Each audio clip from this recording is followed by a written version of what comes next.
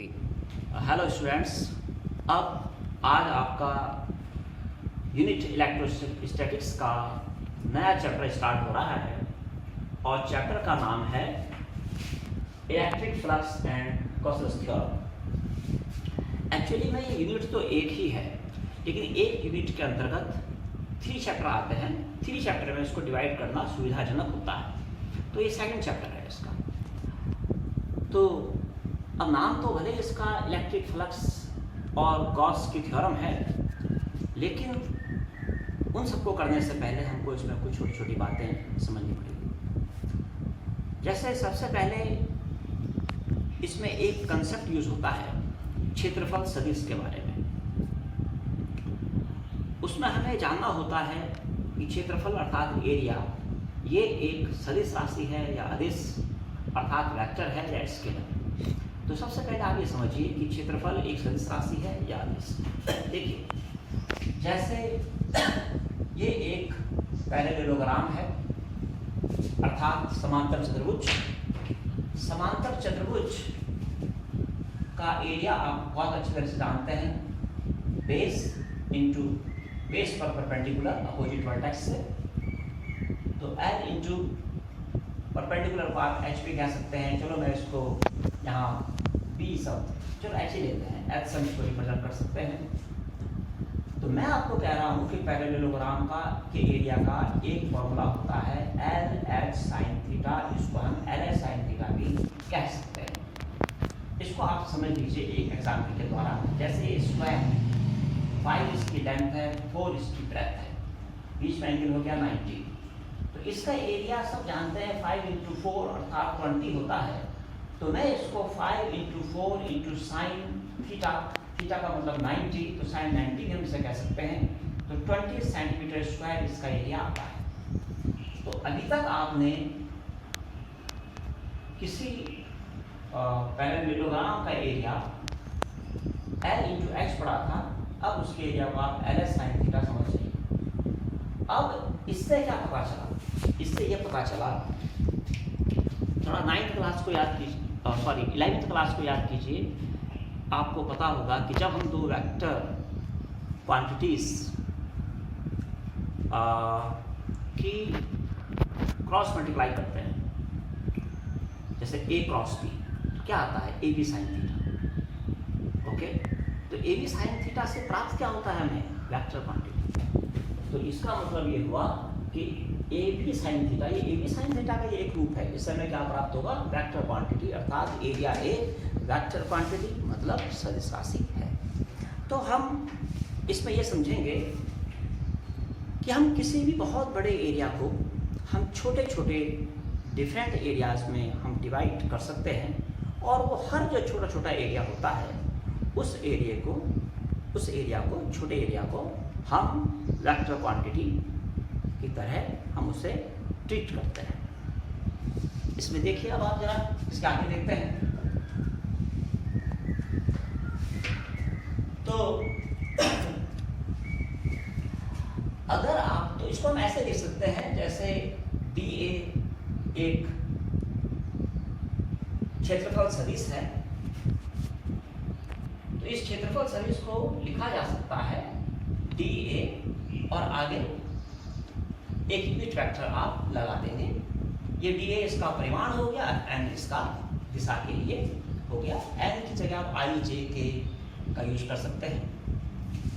अब इसको थोड़ा और विस्तार में समझते हैं कि क्षेत्रफल की दिशा होती कैसी है। देखिए,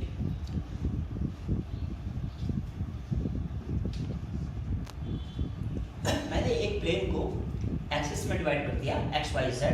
ऐसे भी हम इसको डिवाइड कर सकते हैं, और आप अगर चाहें तो इस तरीके से भी आप प्लेन को डिवाइड कर सकते हैं। मान लिया यहाँ पर एक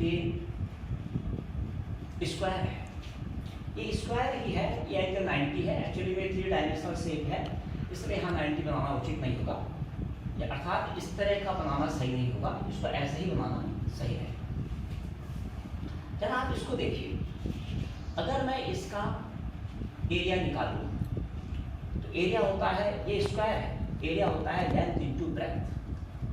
लेंथ को अगर मैं एक सदिश राशि मानूं ब्रेथ को भी मैं अगर एक सदिश राशि मानूं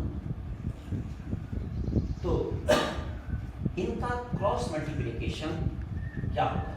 अगर ये सदिश है, एक्स अक्ष की दिशा में है, एक्स अक्ष की दिशा में सदिश को रिप्रेजेंट करने के लिए यूनिट वेक्टर आई लेते हैं। ये आपका जेड एक्स की दिशा में है, तो जेड एक्स की दिशा में अगर हमें सदिश को रिप्रेजेंट करना है तो हम इसके लिए के लेते हैं। और आप बहुत अच्छी तरीके से जानते हैं कि आई क्रॉस के का जो वैल्यू आती है वो जे आती है, अर्थात वाई एक्स की दिशा में डायरेक्शन शो करता है। तो इसको और डिटेल में बोले, जैसे अगर ये लेंथ 5 है, ये 4 है, तो इसको हम 5i + 4 के ले सकते हैं। ये आ जाएगा आपका क्रॉस, और ये आपका आ जाएगा 20j, अर्थात 20 मात्रक इसका एरिया होगा, दिशा इसकी j अर्थात वाई एक्स की दिशा में होगी, तो इसके एरिया को हम वाई एक्स की दिशा में रिप्रेजेंट करेंगे। तो अब आपने समझा कि एरिया हमेशा, इस जगह ध्यान से देखिए, एरिया हमेशा, एरिया जो वेक्टर है उसकी दिशा हमेशा किसी क्षेत्रफल के लंबवत होती है, अर्थात 90 अंश के एंगल पर होती है। अगर हम इस स्थिति को लेते हैं और यहाँ एक ऐसा ही स्क्वायर बनाते हैं, ठीक है, इसको आप आई से रिप्रेजेंट कर दीजिए दिशा को, इसके दिशा के लिए आप, क्योंकि वाई एक्स है, जे से रिप्रेजेंट कर दीजिए, तो जेड एक्स की, तो आपका जो भी इसका मात्रक होगा, जैसे मान लिया 5i इंटू, और क्या आ जाएगा आपका ये इंटू क्या आ जाएगा आपका, जैसे ये है 4j, इसकी वैल्यू कितनी आ जाएगी 20, और i क्रॉस j क्या होता है k, अर्थात इसकी वैल्यू k या जेड एक्स की दिशा में आएगी, तो इसकी जो दिशा दिखाई जाएगी वो जेड एक्स की दिशा में दिखाई जाएगी, इस क्षेत्रफल की दिशा जेड एक्स की दिशा में होगी। तो इससे आप क्या समझे कि जैसे मान लिया ये एक एरिया है मेरा हाथ, और ये एक्स एक्स है, ये वाई एक्स है, तो इसकी जो दिशा होगी इस क्षेत्रफल की वो जेड एक्स की दिशा में होगी, ऊपर की ओर होगी। तो ये आपकी समझ में अभी फिलहाल जो आया, ये सदिश क्षेत्रफल आपकी समझ में आया, इसे कहते हैं सदिश क्षेत्रफल। तो मैंने अभी आपको ये समझाया, इन सारी बातों से मैंने आपको ये समझाने की कोशिश करी कि क्षेत्रफल को सदिश क्यों मानते हैं और उसको किस तरह से उसको रिप्रेजेंट करते हैं, कैसे उसकी दिशा लेते हैं। अब इसमें एक दो और छोटे छोटे हमें पॉइंट समझने पड़ेंगे, उसके बाद हम मेन जो इसका पॉइंट है इलेक्ट्रिक फ्लक्स यानी कि विद्युत फ्लक्स, हम उस पर आएंगे। वहीं से इम्पोर्टेंट टॉपिक स्टार्ट होते हैं। ये जो मैं आपको समझा रहा हूँ ये तो केवल नॉलेज के लिए है, एज ए बेस कहीं कहीं पर इस्तेमाल हो जाता है। अब एक आप इसमें पढ़ेंगे समतल कोण, समतलीय कोण आप इसमें पढ़ेंगे। अब आप देखिए, अब नेक्स्ट हम जो इसमें टॉपिक लेते हैं वो लेते हैं समतलीय कोण। तो समतलीय कोण के बारे में मैं आपको समझाता हूं। जैसे ये एक वृत्त है, वृत्त जो एक 2 डायमेंशनल द्विविमीय आकृति होती है। ये इसका एक चाप है और ये इसका केंद्र है, O केंद्र है, AB इस वृत्त का एक चाप है। तो किसी वृत्त के किसी चाप के द्वारा केंद्र पर अंतरित कोण को समतलीय कोण कहते हैं, और इसको हम सिंपल थीटा से हम इसको रिप्रेजेंट करते हैं। और इस कोण की वैल्यू कैसे निकलती है? कोण बराबर होता है, कोण जो थीटा बराबर होता है चाप बटे त्रिज्या, चाप बटे त्रिज्या। चाप कौन? AB, त्रिज्या कौन यहाँ पर? R। तो कोण को हम सिंपल चाप बटे त्रिज्या करके हम निकालते हैं। इसका जो मात्रक होता है कोण का, रेडियन होता है। और अगर एक रेडियन की परिभाषा हम याद करना चाहें तो एक रेडियन की परिभाषा भी हम बना सकते हैं। सबसे पहले तो कोण की परिभाषा तो आप समझे ही कि किसी वृत्त के किसी चाप के द्वारा केंद्र पर अंतरित कोण को समतलीय कोण कहते हैं। एक सरल रेखा के द्वारा केंद्र पर अंतरित कोण के द्वारा किसी बिंदु पर अंतरित कोण भी आपका एक समतल कोण ही कहलाता है। अब एक रेडियन की परिभाषा कैसे बनेगी? यदि ये चाप जो है ये एकांक हो जाए, चाप एक हो और त्रिज्या भी एक ही हो, तब जो कोण होगा वो 1/1 अर्थात वो भी एक रेडियन होगा। तो एक रेडियन क्या होगा? यदि चाप को हम डिनोट कर सकते हैं L से और त्रिज्या को डिनोट कर सकते हैं हम R से। यदि L बराबर भी एक मात्रक हो और त्रिज्या R बराबर भी एक मात्रक हो, तो इस स्थिति में कोण थीटा बराबर आ जाता है 1/1 अर्थात 1 रेडियन। तो 1 रेडियन की परिभाषा क्या बनी कि एक मात्रक लंबाई के चाप के द्वारा केंद्र पर बना कोण, वृत्त के केंद्र पर बना कोण, जबकि वृत्त की त्रिज्या भी एक मात्रक ही हो, क्या कहलाता है? एक रेडियन। लिखने के लिए आप इसको लिख सकते हैं कि कैसे लिख सकते हैं इसको कि एक मात्रक त्रिज्या के किसी वृत्त के एक मात्रक लंबाई के ही चाप के द्वारा उस वृत्त के कोण के केंद्र पर बने कोण को एक रेडियन कहते हैं। तो बिल्कुल सिंपल है, इसको आप लिख लेना। मैं इसको एक बार और बोल देता हूं। तो क्या हुआ इसकी परिभाषा कि एक रेडियन वह कोण है जो वृत्त की त्रिज्या के बराबर लंबाई के चाप के द्वारा वृत्त के केंद्र पर अंतरित किया जाता है। तो इस तरह से आप एक रेडियन की परिभाषा आप लिख सकते हैं। तो चलिए अब हम चलते हैं एक नए टॉपिक की ओर। नया टॉपिक है घन कोण। घन कोण अर्थात सॉलिड एंगल, इसके बारे में स्पष्ट करते हैं थोड़ा सा। तो इसको मैं जरा हटा देता हूं। अब एक नया कंसेप्ट घन कोण। घन कोण के बारे में आप समझिए। अभी तक जो आपको पढ़ाया वो तो आपने थोड़ा बहुत पहले भी सुना हुआ होगा। घन कोण आपको थोड़ा नया लगेगा, जरा इसको जरा ध्यान से सुनना। देखिए, जैसे यह एक गोला है, स्फीयर। अब गोला और वृत्त, स्फीयर और सर्किल बनते तो एक जैसा है पर होते बिल्कुल अलग अलग हैं। भाई जो सर्किल है वो आप बहुत अच्छी तरह से जानते हो कि सर्किल तो एक 2 डायमेंशनल आकृति है। उसे तो आप कॉपी में या इसमें केवल खींच सकते हैं। ये तो आपका सर्किल हो गया। गोला जो आपका होता है स्फीयर, ये आपका 3 डायमेंशनल शेप होती है, जैसे कि फुटबॉल, बॉल वगैरह। अब ये एक गोला है और इस गोले पृष्ठ पर आप एक छोटा सा एक पार्ट ले लें, एक सर्किल के टाइप का पार्ट ले लें। चलो मैं यहाँ थोड़ा बड़ा पार्ट लेता हूँ। एक छोटा सा एक पार्ट ले लेते हैं हम इसका। यहां हमने पार्ट लिया, मान लिया ये पार्ट है, ओके, ये पार्ट यह है। कल्पना करना आपको कल्पना करनी पड़ेगी ये एक वृत्त नहीं है, ये फुटबॉल है और फुटबॉल के सरफेस पर मैंने एक सर्किल शेप में मैंने एक आकृति ली है। ये वो आकृति है, ये इसका सेंटर है ओ। तो इस गोलीय पृष्ठ के द्वारा सेंटर ओ पर जो कोण बनता है, इस कोण को घन कोण कहते हैं और इस घन कोण को हम डी ओमेगा से रिप्रेजेंट करते हैं। तो ये आपकी बात समझ में आई। अब आप बहुत अच्छे तरह से इसमें एक चीज आप जरा सुनिए कि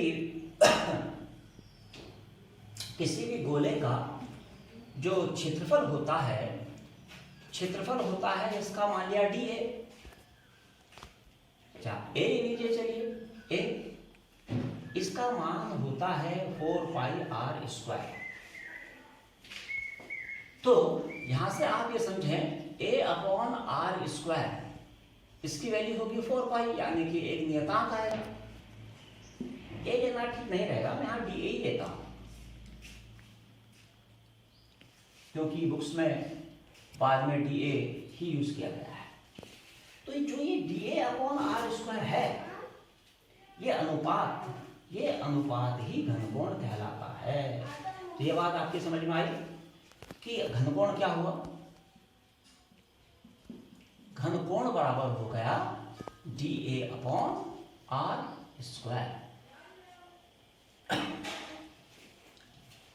और dA क्या है? dA ये क्षेत्रफल सदिश है। जैसे ये क्षेत्रफल है तो dA क्षेत्रफल सदिश है, और अपॉन r²। r क्या है? r इस गोले की त्रिज्या या इस बिंदु से इस सदिश तक की दूरी को हम मान सकते हैं। इसका जो मात्रक होता है घनकोण का, इसका मात्रक होता है स्टेरेडियन। ये तो आप 11वीं क्लास में ही पढ़ लेते हैं। दो पूरक मात्रकों, जब आप दो पूरक मात्रक के बारे में पढ़ते हैं तो रेडियन और स्टेरेडियन वहां पढ़ाया जाता है। अब एक स्टेरेडियन की परिभाषा क्या बनी? एक स्टेरेडियन वह घनकोण है जो, अब इसके आगे कैसे लिखेंगे इसको दोबारा देखिए। यदि dA 1 हो, r² 1 हो तो भाई घनकोण भी 1 हो जाएगा, जो एकांक क्षेत्रफल के गोलीय पृष्ठ द्वारा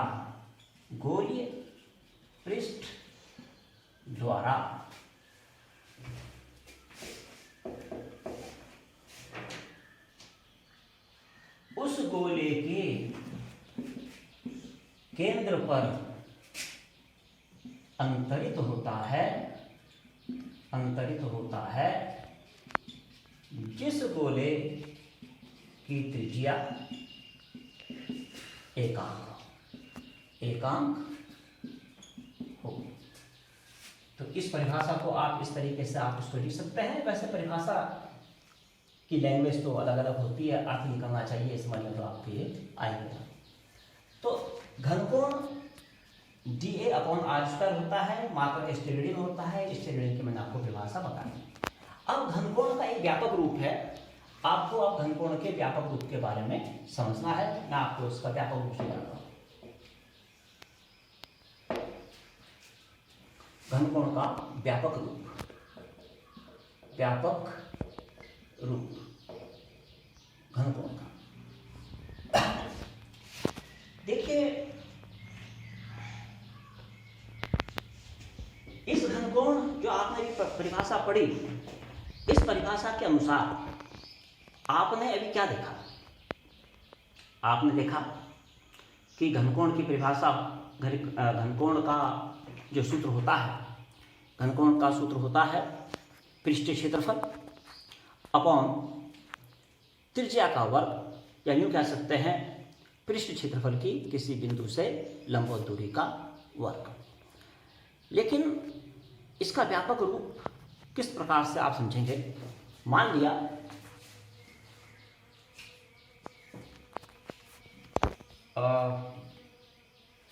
जिस आकृति के सरफेस पर आप गोलीय पृष्ठ ले रहे हैं वो आकृति एक पूर्ण गोला नहीं है, या जो बिंदु है, जिस बिंदु पर आप घनकोण निकाल रहे हैं वो बिंदु गोले का केंद्र नहीं है। तो ऐसी स्थिति में क्या होगा?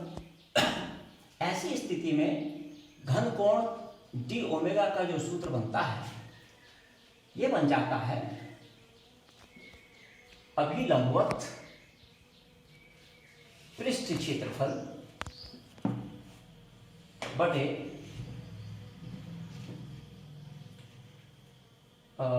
पृष्ठ क्षेत्रफल की बिंदु से लंबवत दूरी का वर्ग। ये इसका सूत्र बनता है, व्यापक सूत्र है। dω का मान होता है अभिलंबवत पृष्ठ क्षेत्रफल अपॉन पृष्ठ क्षेत्रफल की बिंदु से लंबवत दूरी का वर्ग। इसको मैं आपको और डिटेल में इसको आपको समझाता हूं। अब जरा आप और ध्यान से इसे समझना। माना ये बिंदु है और यहां एक इस रूप में आपका पृष्ठ क्षेत्रफल है। चलो यहाँ ले लेते हैं, तो पास ले लेते हैं। चलिए कहाँ ले, यहीं ले लेते हैं। अब अगर आप यहाँ से ये दूरी, मिनिमम दूरी यही होगी। आप ऐसे ही मैं आपको एक बार बताऊं, ये जो पृष्ठ क्षेत्रफल है ये हम बहुत सूक्ष्म लेते हैं। यहाँ तो ये बड़ा दिखा रखा है, छोटे को बनाने से तो आपके समझ में आएगा नहीं। तो ये सूक्ष्म मान के चलिए, और यहाँ से लेकर यहाँ तक की दूरी r है। अब अगर मैं r त्रिज्या का एक वृत्त खींचूं तो वो कुछ वृत्त इस तरह से आएगा। तो आप समझ पा रहे हैं कि जो ये गोलीय पृष्ठ है, ये गोलीय पृष्ठ अभी इस वृत्त में नहीं है। तो अब क्या करें भाई? अब करना हमें यह है, अब हमें इस गोलीय पृष्ठ के घटक करने हैं। एक इसका अभिलंबोत घटक निकलेगा और दूसरा घटक आपका r की दिशा में निकल जाएगा। ये जो आपका पृष्ठ क्षेत्रफल है,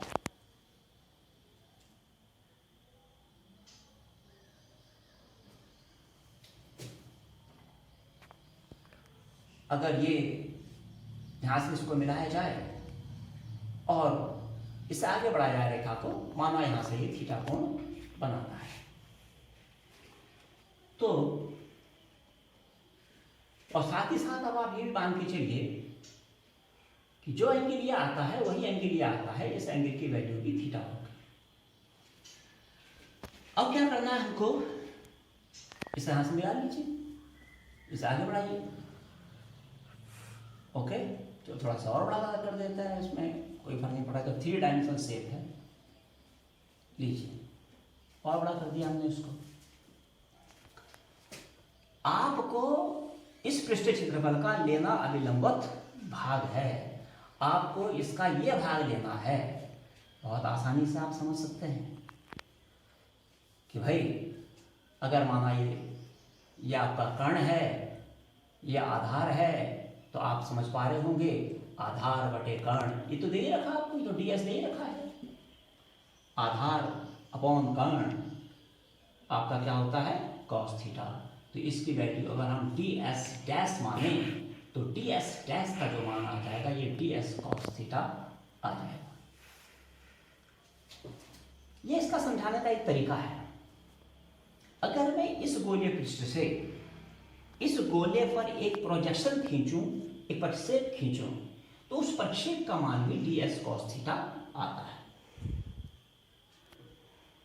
लेकिन मैंने आपको एक आसान तरीके से समझाने की कोशिश करी, शायद आपके समझ में आ गया।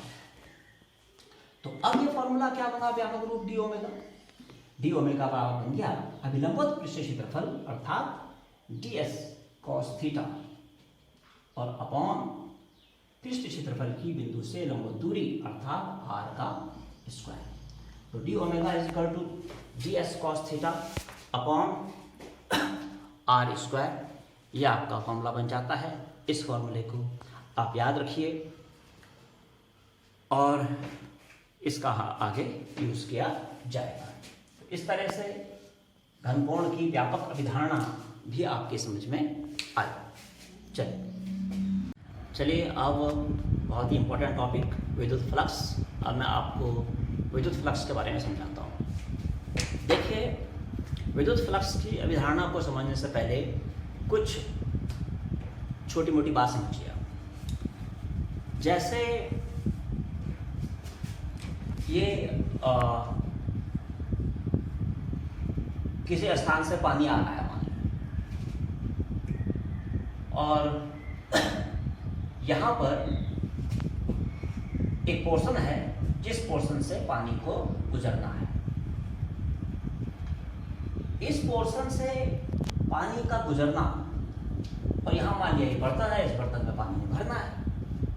इस पोर्शन से पानी का गुजरना कुछ बातों पे डिपेंड करता है। नंबर 1, अगर हम 1 सेकंड की बात करें कि 1 सेकंड में यहाँ से कितना पानी गुजरेगा, तो वो आप समझ सकते हैं। सबसे पहले आप बोलेंगे कि ये इस बात पे डिपेंड करता है कि पानी कितना तेज बह रहा है। अगर पानी की इंटेंसिटी ज़्यादा है हर सेकंड में ज़्यादा पानी बह रहा है, स्पीड ज़्यादा है, तो इस क्षेत्रफल से ज़्यादा पानी गुजरेगा और यहाँ ज़्यादा पानी प्रवेश करेगा। दूसरी बात क्या हो सकती है कि ये पोर्शन, जिस पोर्शन से पानी गुजर रहा है उस पोर्शन का क्षेत्रफल कितना है। अगर मान लिया यहाँ से तो पानी भरपूर आ रहा है, इसका क्षेत्रफल कम है, तो फिर 100% गुजरने वाली पानी की मात्रा कुछ कम हो जाएगी। लेकिन अगर इसका क्षेत्रफल बड़ा होगा तो ज़्यादा पानी गुजरेगा। तो आपने दो बातें समझी कि पानी का गुजरना दो बातों पे डिपेंड कर रहा है। नंबर एक, पानी की तीव्रता हर सेकंड, यानी कि स्पीड, पानी कितना तेज बह रहा है। नंबर दो, इसका क्षेत्रफल कितना है। अब यहाँ एक सेकंड में इस पोर्शन से गुजरने वाला जो पानी होता है उसको फ्लक्स कहते हैं। ये सारा यहाँ स्टोर हो रहा है, यहाँ जो स्टोर पानी है वो फ्लक्स है। तो फ्लक्स दो बातों पे डिपेंड हुआ है, इंटेंसिटी पर और क्षेत्रफल पर। उसी प्रकार से हम इसको विद्युत क्षेत्र के संदर्भ में और विद्युत बल रेखाओं के संदर्भ में भी हम इसको समझ सकते हैं। सबसे पहले आप विद्युत फ्लक्स की परिभाषा ही पढ़ लीजिए। किसी पृष्ठ से गुजरने वाला विद्युत फ्लक्स उस पृष्ठ के अभिलंबवत गुजरने वाली बल रेखाओं की संख्या के बराबर होता है। ये बात आपने समझी। इससे थोड़ा सा इसको भी समझाता हूँ, विद्युत फ्लक्स को भी समझाता हूँ मैं आपको। जैसे हमने बराबर बराबर क्षेत्रफल के दो एरियाज ले लिए, क्षेत्रफल ले लिए। अब यहां से विद्युत बल रेखाएं आ रही हैं। भाई विद्युत बल रेखाएं तो आवेशों की वजह से गुजरेंगी, कहीं आवेश रखा हुआ होगा, उससे विद्युत बल रेखाएं गुजर रही हैं। अब अगर इससे गुजरने वाली विद्युत बल रेखाएं एक दूसरे से दूर दूर हैं, इसका मतलब विद्युत क्षेत्र की तीव्रता कम है, इंटेंसिटी कम है। और अगर मान लिया गुजरने वाली विद्युत बल रेखाएं एक दूसरे के पास पास हैं, तो समझ लीजिए विद्युत क्षेत्र की तीव्रता ज्यादा है, क्षेत्रफल दोनों बराबर लिया। तो आपने क्या समझा कि इस भाग से गुजरने वाली विद्युत बल रेखाओं की संख्या इंटेंसिटी पे डिपेंड करती है, विद्युत क्षेत्र की तीव्रता पर डिपेंड करती है। तीव्रता ज्यादा होगी तो विद्युत फ्लक्स ज्यादा गुजरेगा। तो आपके समझ में आया कि नंबर वन, विद्युत फ्लक्स भाई ई पे डिपेंड करता है। अगर हम यहाँ से भरपूर विद्युत बल रेखाएं गुजर रही हैं, मान लिया ये गुजर रही है विद्युत बल रेखाएं, क्षेत्रफल ही छोटा था, बाकी बाहर से जा रही थी, कुछ ऊपर से जा रही थी, कुछ नीचे से जा रही थी, आपने क्षेत्रफल बढ़ा ले लिया। अब जब क्षेत्रफल बढ़ा ले लिया तो 100% ये सारी बल रेखाएं इससे गुजरेंगी 100%। और जितनी भी है मैं गिन नहीं रहा हूँ, उनको अलग अलग हो सकती है संख्या में, लेकिन समझाने वाली बात। तो अब आपने क्या देखा कि किसी पृष्ठ से गुजरने वाला विद्युत फ्लक्स उस पृष्ठ के क्षेत्रफल पर भी डिपेंड करता है, क्योंकि हम क्षेत्रफल को भी सदिश मानते हैं, विद्युत क्षेत्र की तीव्रता को सदिश मानते हैं, इसलिए मैंने दोनों को सदिश लिया है। तो ये कंसेप्ट आपको क्लियर हुआ कि दो बातों पे डिपेंड करता है विद्युत फ्लक्स, नंबर वन ई पर, नंबर दो ए पर। अब किस प्रकार से, तो आप समझ गए ना कि भाई यह ई व ए पर निर्भर करता है, पर निर्भर करता है।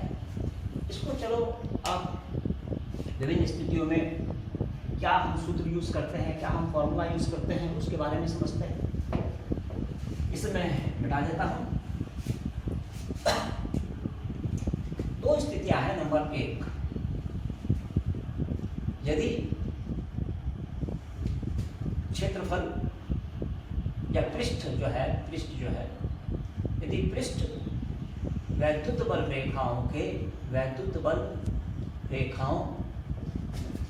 के लंबवत रखा हो, ये ऐसा है जैसे कि ये वैद्युत बल रेखाएं हैं, अभी समझाया मैंने आपको, और ये एक पृष्ठ है, कोई पृष्ठ है, और ये पृष्ठ इस वैद्युत बल रेखा के लंबवत रखा हुआ है। 90 का एंगल, आप कहीं से भी ले लीजिए, 90 का एंगल बन रहा है। अब इस पृष्ठ से गुजरने वाला वैद्युत फ्लक्स कैसे निकालें? देखिए, एक बात और याद कीजिए, वैद्युत क्षेत्र की तीव्रता की एक परिभाषा भी याद कीजिए कि किसी पृष्ठ के एकांक क्षेत्रफल से गुजरने वाली वैद्युत बल रेखाओं की संख्या को उस पृष्ठ पर क्या कहते हैं? वैद्युत क्षेत्र की तीव्रता कहते हैं। आप ये लिख सकते हैं, किसी पृष्ठ के एकांक क्षेत्रफल से गुजरने वाली वैद्युत बल रेखाओं की संख्या को उस पृष्ठ पर वैद्युत क्षेत्र की तीव्रता कहते हैं। तो अब अगर माना एक क्षेत्रफल है A और वैद्युत क्षेत्र की तीव्रता है भाई E, इसका अर्थ यह हुआ कि इस क्षेत्रफल के इस पृष्ठ के एकांक क्षेत्रफल से गुजरने वाली वैद्युत बल रेखाओं की संख्या E है। ये देखिए, तो इस पूरे पृष्ठ के A क्षेत्रफल से गुजरने वाली वैद्युत बल रेखाओं की संख्या कितनी हो जाएगी? E Guna A। मेरी बात समझा? किसी पृष्ठ के एकांक क्षेत्रफल से, मान लिया ये एकांक क्षेत्रफल है छोटा सा, किसी पृष्ठ के एकांक क्षेत्रफल से गुजरने वाली वैद्युत बल रेखाओं की संख्या को तो हमने E कह दिया। देखो यहाँ पर कह दिया, देखो E कहते हैं। और ये पूरा क्षेत्रफल है A, तो भाई A से कितनी गुजरेगी? एकांक से गुजर रही है E, तो A से गुजर रही है AE। तब इस स्थिति में पृष्ठ से गुजरने वाला वैद्युत फ्लक्स होता है, यानी कि कुल बल रेखाएं, इस पृष्ठ से गुजरने वाली कुल बल रेखाएं जिन्हें वैद्युत फ्लक्स कहते हैं, वो हो जाता है EA। समझ में आ गया? इसलिए पृष्ठ के A क्षेत्रफल से गुजरने वाली वैद्युत बल रेखाएं ये हो जाएंगी, इसी को तो वैद्युत फ्लक्स कहते हैं, इसी को कहते हैं वैद्युत फ्लक्स। इसको फाई से सफिक्स में ई भी लगा देते हैं, फाई ई से रिप्रेजेंट करते हैं, ये हो जाएगी ई ए। तो एक फॉर्मूला आपकी समझ में बहुत अच्छी प्रकार से आ गया, इसको आप समझा। अब जरूरी नहीं है ये पृष्ठ वैद्युत बल रेखाओं के लंबवत ही रखा गया, हो सकता है कि ये पृष्ठ वैद्युत बल रेखाओं के लंबवत ना रखा हुआ हो, तब क्या होगा भाई? चलो इसको ऊपर समझते हैं। इसे मैं मिटा देता हूँ फिलहाल, ये आपने उतार ही लिया होगा।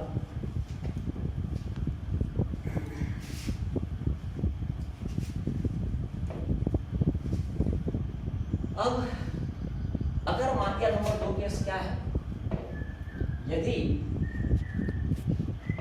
पृष्ठ वैद्युत बल रेखा के लंबवत ना हो, तो क्या करेंगे भाई? चलिए आप पहले इसको उतार लीजिए, आप मैं इसको मिटाना पड़ेगा, नहीं तो बहुत ऊपर हो रहा है। थोड़ा सा ये तो मिटा ही देता हूँ कुछ इसका पोर्शन, बाकी आप देखिए। यदि पृष्ठ वैद्युत बल रेखाओं के लंबवत ना हो, देखिए ये स्थिति कैसे बनेगी भाई? इसका चित्र हम बना सकते हैं किस तरीके से, जैसे मान लिया ये वैद्युत बल रेखाएं हैं और मैं जो ये पृष्ठ है, इस पृष्ठ को मैं गोलाकार भी बना सकता था। ये आपका एक पृष्ठ है, इस चित्र में आप इसकी जगह ऐसे भी बना सकते हैं। ओके, किसी बुक में ऐसा है, किसी बुक में ऐसा, जो आपकी इच्छा वैसे बना सकते हैं। मान लिया ये पृष्ठ है, ये वैद्युत बल रेखाओं के लंबवत नहीं है। अब भाई, अब हम वैद्युत फ्लक्स कैसे निकालें? तो ठीक है, आपको पता है कि इसका क्षेत्रफल एक सदिश राशि है, उसकी दिशा इस पृष्ठ के लंबवत भाग की ओर होती है। तो क्षेत्रफल की दिशा तो ये हो गई मेरी डी ए, और वैद्युत क्षेत्र की तीव्रता ई है। ये सारी वैद्युत क्षेत्र की तीव्रताएं हैं, और वैद्युत क्षेत्र की तीव्रता की दिशा आपकी ये हो गई। चलो मैं थोड़ा सा और नीचे ले लेता हूँ, थोड़ा आपकी समझ में आ जाएगा।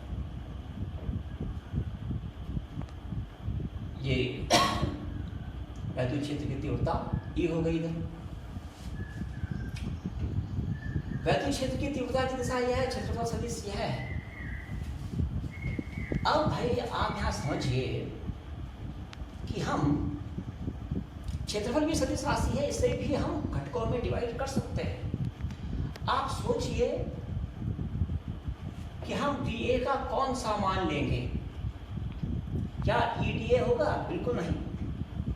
क्षेत्रफल सदिश और वैद्युत क्षेत्र की तीव्रता एक ही दिशा में होनी चाहिए इस सूत्र के अकॉर्डिंग।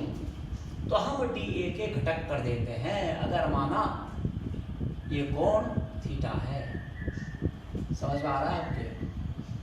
अगर ये वाला कोण थीटा है तो आप इसके घटक करेंगे तो ये आपका आधार हो जाएगा, ये कर्ण हो जाएगा, और ये आ जाएगा आपका डी ए कॉस थीटा।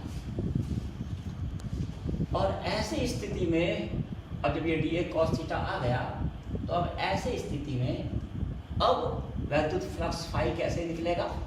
वैद्युत फ्लक्स फाई सूत्र तो वही है भाई, ई इंटू ए। ई की जगह ई आ जाएगा, और D A cos theta, D A की जगह डी ए कॉस थीटा आ जाएगा आपके पास। तो इस तरीके से आप ये फॉर्मूला बना सकते हैं। मैंने इसको डी ए बेकार ही लिया है, ए ही लेना चाहिए, क्योंकि यहाँ ए लिया था तो उसको ए लेते हैं। ये ई ए कॉस थीटा आपका फॉर्मूला आपका बन जाएगा। तो आपका आ जाएगा phi is equal to E A cos theta. तो ये आपकी समझ में, शायद इतना भी आपके समझ में आ गया। इसको थोड़ा सा एक चीज़ और समझ लीजिए आप कि आप इसको ऐसा भी कर सकते हैं। चलिए ठीक है, बस आप इसको ऐसे ही समझ लीजिए। ये आपका कंप्लीट हो गया फिलहाल इतना। अब हम इसके भी में सूत्र और मात्रक पर आते हैं वैद्युत फ्लक्स के। याद रखिए वैद्युत फ्लक्स एक अदिश राशि होती है।